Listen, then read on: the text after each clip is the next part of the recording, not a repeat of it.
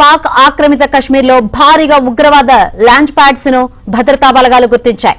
కోటాపలా north దగ్గర Hizbul launch pad ఉండగా దానికి లాంచింగ్ కమాండర్ గా సైఫుల్లా ఖలీద్ జాతూర్ ను నియమించారు. కోటా బజార్ తుష్రాజీ క్యాంపు దగ్గర రెండో లాంచ్ ప్యాడ్ ఏర్పాటు చేసినట్టు తెలుస్తోంది. మూడో లాంచ్ ప్యాడ్ లో అన్ని సంస్థల ఉగ్రవాదులు ఉన్నట్లు గుర్తించారు. హలాన్ నార్త్ లో జైషే మహమ్మద్ సంస్థకు చెందిన మూడో లాంచ్ ప్యాడ్ ఉంది.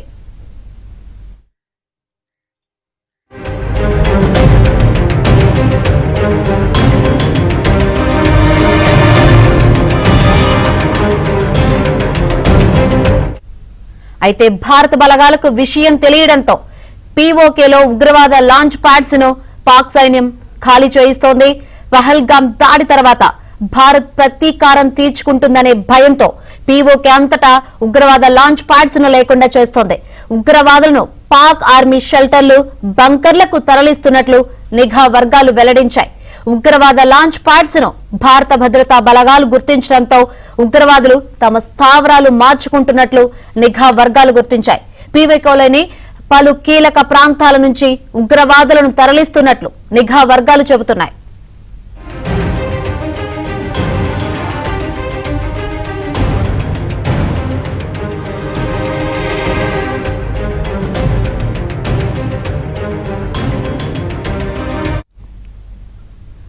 రైట్, పాక్ ఆక్రమిత కశ్మీర్ లో భారీగా ఉగ్రవాద లాంచ్ ప్యాడ్స్ ను భద్రతా బలగాలు గుర్తించాయి. ఇక ఇదే అంశం సంబంధించి మరిన్ని వివరాలు అందించేందుకు మా ఢిల్లీ ప్రతినిధి సతీష్ లైవ్ ద్వారా సిద్ధంగా ఉన్నారు. సతీష్, ఏం జరుగుతోంది?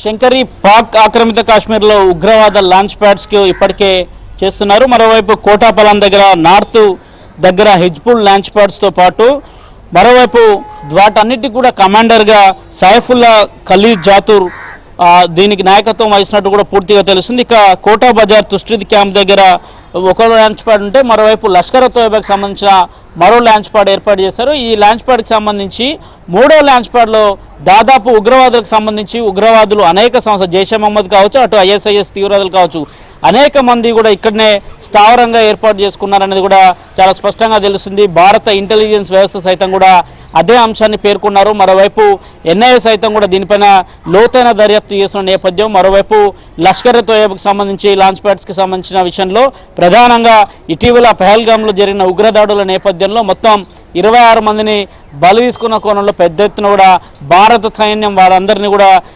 పూర్తిగా జల్లెడపడుతున్న నేపథ్యంలో మొత్తం పాక్ ఆక్రమిత కాశ్మీర్లో కూడా వరుసగా ఘటనలు చోటు చేసుకున్న నేపథ్యం. మరోవైపు ఉగ్రవాదులందరికీ కూడా అనేక నూతన స్థావరాలకు చేర్చే విధంగా కూడా పాక్ వ్యవహరిస్తుందంటే కూడా పాక్ దీని వెనుక ఉండే కుట్ర కోణంలో పూర్తిగా పాకిస్తాన్ హస్తం ఉందనేది కూడా చాలా స్పష్టంగా అర్థమవుతుంది.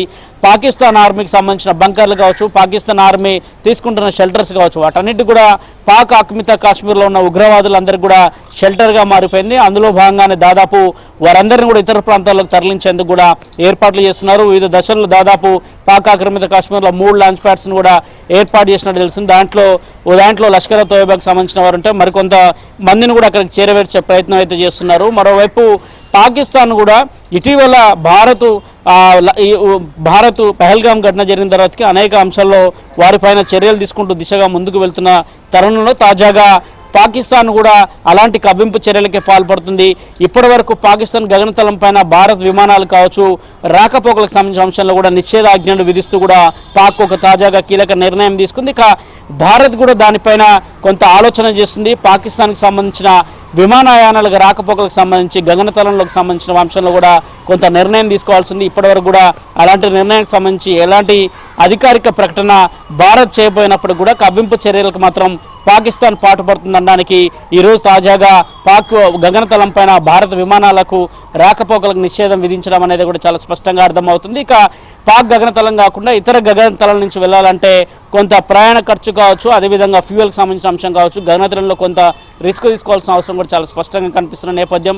ఉగ్రముఖలు పాక్ ఆక్రమిత కాశ్మీర్లో ఏ విధంగా చొరబాటు పడి భారత్లో ఉన్న వారిని లక్ష్యంగా చేసుకొని దాడులు చేస్తున్నారో కూడా మొత్తం పెహల్గాం ఎపిసోడ్ అంతా కూడా చూసాం. తాజాగా లష్కర్ తోయబాకు సంబంధించిన లాంచ్ ప్యాడ్స్ కావచ్చు, అదేవిధంగా ఏకంగా పాకిస్తాన్ ఆర్మీకి సంబంధించిన బంకర్లలో ఐఎస్ఐ తీవ్రవాదులను కావచ్చు, జైషే మహమ్మద్ తీవ్రవాదులను కావచ్చు దాచిపెట్టే ప్రయత్నం కూడా ఏ విధంగా కొనసాగుతుందో కూడా చూడొచ్చు. ప్రధానంగా భారత్ ఇంటెలిజెన్స్ వ్యవస్థ కూడా అదే అంశాన్ని పరిగణిస్తూ కూడా పాక్లో ఏ విధంగా పాక్ ప్రభుత్వం వారికి ఉగ్రవాదులకు స్థానం కల్పిస్తుందనేది కూడా మరోసారి బహిర్గతం అవుతుంది. ప్రధానంగా ఇటీవల కూడా పాక్ ప్రధాని సైతం కూడా మాట్లాడుతున్న సందర్భంలో కూడా తాము కవ్వింపు చర్యలు పాల్పడతామని చెప్తున్నాయి. ఒకవేళ యుద్ధానికి అవసరమైతే సిద్ధమన్న అంశాన్ని కూడా స్పష్టం చేస్తూనే పాక్ సంబంధించిన అనేక మంది మంత్రులు కూడా మాట్లాడుతున్న తీరు చూస్తుంటే కాక పాకిస్తాన్ కావాలనే కవ్వింపు చర్యలకు పాల్పడుతుందని దానికి మరోసారి రుజువైతుంది.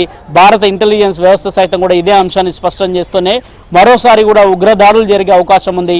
అటువైపు పాక్ సైన్యంతో పాటు పాక్ ఆక్రమిత కాశ్మీర్లో ఉన్న జైషే మహమ్మద్ తీవ్రవాదులు సైతం కూడా రాకెట్ లాంచ్ ప్యాడ్స్కి సంబంధించి లాంచ్ ప్యాడ్స్ కూడా ఏర్పాటు చేసుకున్న అంశాన్ని కూడా స్పష్టం చేస్తారు Shankari. Right, thank you Satish.